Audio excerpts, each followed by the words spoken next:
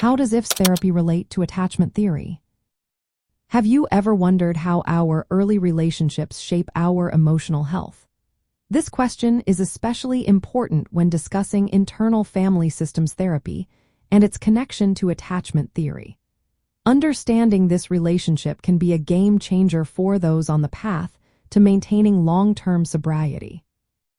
Attachment theory focuses on the bonds formed in childhood, particularly between children and their caregivers. These early connections are essential for developing a sense of safety and security. When these attachments are insecure or traumatic, it can lead to challenges in emotional regulation and relationship patterns. This is where substance abuse can come into play as a coping mechanism. Now let's turn our attention to internal family systems therapy. This approach views the mind as made up of various parts. Some of these parts may be vulnerable and wounded, while others take on protective roles to manage pain or trauma. At the heart of IFS is the concept of the self, which embodies calmness, compassion, and clarity. This self can guide the internal system toward healing. The link between IFS and attachment theory lies in how attachment processes are internalized. Just as children seek safety through their caregivers, in IFS, the different parts of a person seek attachment to the self. When someone has faced trauma or insecure attachments, their protective parts may become extreme.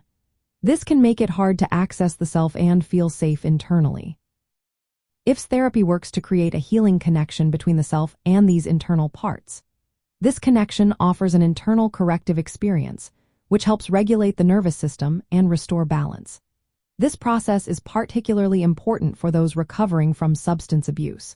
Many individuals with addiction histories have experienced insecure attachments and trauma, leading to internal parts that carry pain and protective behaviors, including substance use. Through IFS, clients learn to identify and relate compassionately to these parts. This reduces their burden and allows the self to take the lead.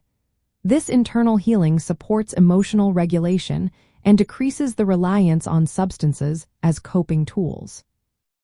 Unlike traditional attachment therapy, which often focuses on the therapist-client relationship, IFS emphasizes the client's own self as the source of healing. The therapist acts as a guide, helping the client access their self and work with their internal parts. This approach encourages self-compassion and self-leadership, which are vital for maintaining sobriety and managing triggers. In essence, IFS therapy translates the external attachment process into an internal one. Healing occurs through the compassionate relationship between the self and internal parts. This internal attachment work is especially relevant in substance abuse recovery, addressing emotional wounds and protective mechanisms that contribute to addiction. By focusing on this internal dynamic, individuals can achieve long-term emotional stability and sobriety.